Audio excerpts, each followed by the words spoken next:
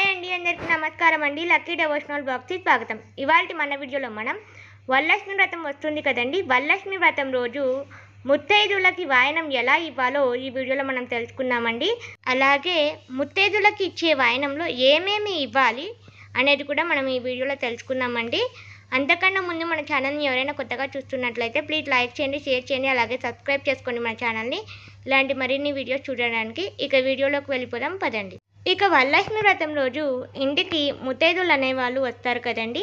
ముత్తైదులు వచ్చినప్పుడు వారిని లక్ష్మీ స్వరూపంగా భావించి వాళ్ళ కాళ్ళకి ఎలాంటి పొడ లేకుండా, అంటే గ్యాప్ లేకుండా పసుపు అనేది రాయాలి. అలాగే ఆ పసుపు ఎలా రాయాలంటే, ఆ ముత్తైదులు వచ్చింటారు కదండి, వాళ్ళ కాళ్ళకి పసుపు రాసేటప్పుడు వాళ్ళ కాళ్ళ కింద ఒక పట్టా మాదిరి ఏదైనా పట్టాన్ని వేసి ఆ తర్వాత కాళ్ళకి పసుపు రాయాలి. ఇక పసుపు రాసిన తర్వాత మీరు డైరెక్ట్గా వాయనం అనేది ఇవ్వరాదండి. మీరు మీ హ్యాండ్స్ అనేది వాష్ చేసుకోవాలండి. వాష్ చేసేసుకున్న తర్వాత మీరు వాయనం అనేది ఇవ్వాలన్నమాట. ఇక ఇప్పుడు వాయనం ఇచ్చే ముందుగా ఆ ముత్తైదుకి గంధం అనేది పుయ్యాలండి. గంధం మీరే పుయ్యాలి. గంధం పూసిన తర్వాత మీరు ముత్తైదులకి కుంకుమ బొట్టు అనేది పెట్టాలండి. ఆ తర్వాత ఇక ముత్తైదులకి తాలిబొట్లకి పసుపు పెట్టుకోవడానికి ఇవ్వాలి. ఈ పసుపును అందరూ పొడి పసుపు ఇస్తారండి, అలా పొడి పసుపు ఇవ్వరాదు. ముందుగా మీరు పసుపుని నీటితో తడిపి వాళ్ళకి ఇవ్వాలన్నమాట, తాలిబొట్టుకు పెట్టుకోవడానికి.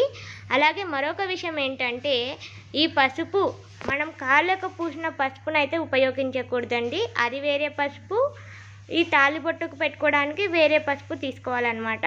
అదే పసుపుని ఉపయోగించరాదు, గుర్తుపెట్టుకోండి ఈ విషయం అయితే. ఇక ఆ తర్వాత వారికి వాయనం అనేది ఇవ్వాలండి.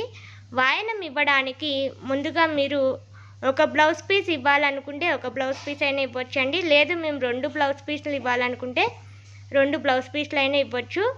ఇక ఆ తర్వాత ఇప్పుడు 2 బ్లౌజ్ పీసులు అనేవి తీసుకొని 2 తమలపాకులు అనేవి తీసుకోవాలండి. చినుగులు లేనటువంటి తమలపాకులు తీసుకోవాలి. అలాగే తమలపాకు కాడలు అనేవి మీ వైపు ఉండే విధంగా చూసుకోవాలి, అంటే ఇచ్చేవారి వైపు ఉండాలి. ఇక ఆ తర్వాత 2 నల్ల ఒక్కలు అనేవి తమలపాకుని పైన పెట్టాలి. ఇక ఆ తర్వాత పండ్లండి, ఏ పండ్లైనా పెట్టవచ్చు, కానీ అరటి పండ్లు మాత్రం 2 పెట్టాలి. అలాగే అరటి పండ్ల యొక్క కాడలు మీ వైపు ఉండేట్టుగా చూసుకోవాలి, అంటే పైన కాడలు అనేవి ఉంటాయి కదా, అవి మీ వైపు ఉండేట్టుగా చూసుకోవాలి. ఇక ఆ తర్వాత కుంకుమ పసుపు ప్యాకెట్ అండి, మనకి ఈ విధంగా కుంకుమ పసుపు ప్యాకెట్లు అనేవి ఇవ్వాలి. ఇంకా ఆ తర్వాత పసుపు కొమ్ములు 2 ఇవ్వాలండి. 2 ఒక్కలు, 2 పసుపు కొమ్ములు, అలాగే 2 ఎండు ఖర్జూరాలు ఉంటాయి కదండి, అవి కూడా ఇవ్వాలి.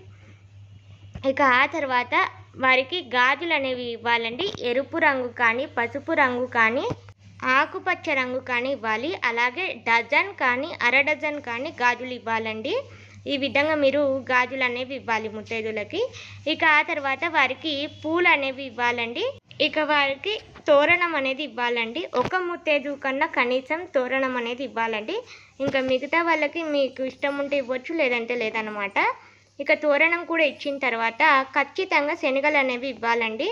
నానబెట్టిన శనగలు అనేవి ఇవ్వాలి. అలాగే మరొక విషయం ఏంటంటే, మేము ముత్తైదులకి బ్లౌజ్ పీస్ అనేది ఇవ్వలేము అని అనుకునేవారు, మీరు ముత్తైదులకి కనీసం ఒక ముత్తైదు కన్నా బ్లౌజ్ పీస్తో వాయనం ఇచ్చి మిగతా వారికి పండ్లు, ఆకు ఒక్కలు, ఖర్జూరాలు, పసుపు కొమ్ములు, శనగలు అలా ఇవ్వచ్చు అనమాట.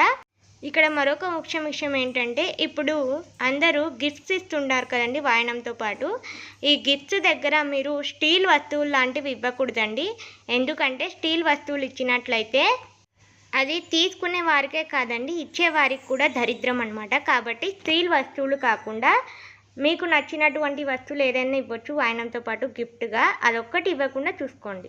ఇక ఆ తర్వాత ఈ విధంగా మనం తాంబూలం అనేది సిద్ధం చేసుకున్న తర్వాత ముత్తైదులకి వాయనం ఇచ్చేటప్పుడు ఇచ్చేవారు ఇస్తినమ్మ వాయనం అని 3 సార్లు అని ఇవ్వాలండి వారికి వాయనం.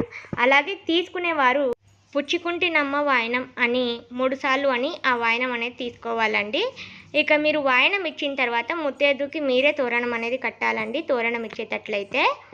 అలాగే వరలక్ష్మి వ్రతం రోజు పిల్లలు కనుక వచ్చినట్లయితే వాళ్ళకి చాక్లెట్స్, పండ్లు అలా ఏదైనా ఇవ్వాలండి. అంటే ఆ పిల్లలు వాటిని సంతోషంగా స్వీకరించే విధంగా వాళ్ళకి నచ్చినటివి ఇవ్వాలండి. ఇక ఆ తర్వాత మీకు నచ్చని వారు ఇంటికి ఎవరైనా వచ్చినా వారిని ఆ రోజు అవమానించరాదండి. ఇంటికి ఆ రోజు ఎవరు వచ్చినా చక్కగా వారికి ఆతిథ్యం ఇవ్వాలి. అలాగే లక్ష్మీ స్వరూపంగా వారికి భావించి మీరు వారికి వాయనం అనేది ఇచ్చి పంపించాలండి. అంతేకాని వారిని హర్ట్ చేసే విధంగా మనం ప్రవర్తించరాదనమాట వరలక్ష్మి వ్రతం రోజు. ఇక వరలక్ష్మి వ్రతం రోజు వాయనం అనేది ఇచ్చిన తర్వాత ముత్తైదులకి అక్షతలు అనేవి ఇచ్చి వారి ఆశీర్వాదం తీసుకోవాలండి. అంటే వారి కాళ్ళకి నమస్కరించుకొని ఆశీర్వాదం తీసుకోవాలి. ఒకవేళ మీ వయసు కంటే చిన్నవారు వచ్చినా వారి కాళ్ళకి నమస్కరించి ఆశీర్వాదం తీసుకోవాలండి. ఎందుకంటే ఆ రోజు వారిని లక్ష్మీ స్వరూపంగా భావించాలి కాబట్టి, అమ్మవారే వారి రూపంలో వస్తుంది కాబట్టి. ఇక్కడ మరొక విషయం ఏంటంటే, ఈ వాయనాలు ఏ సమయంలో ఇవ్వాలంటే, మీరు వాయనాలు ఈవినింగ్ టైంలో ఇచ్చేట్టుగా అయితే సాయంత్రం చీకటి పడే లోపలే వాయనాలు ఇవ్వాలండి. అంటే 5:30 లోపల మీరు వాయనాలు ఇవ్వడానికి ప్రయత్నించండి. ఇక ఆ తర్వాత మరొక ముఖ్య విషయం ఏంటంటే, ఈ వాయనాలు ఇచ్చిన తర్వాతే మీరు వరలక్ష్మి వ్రతం పూజ చేసిన అనంతరం ఎవరికైనా ఒక ముత్తైదుకైనా వాయనం ఇచ్చిన తర్వాతే మీరు భోజనం అనేది చేయాలండి.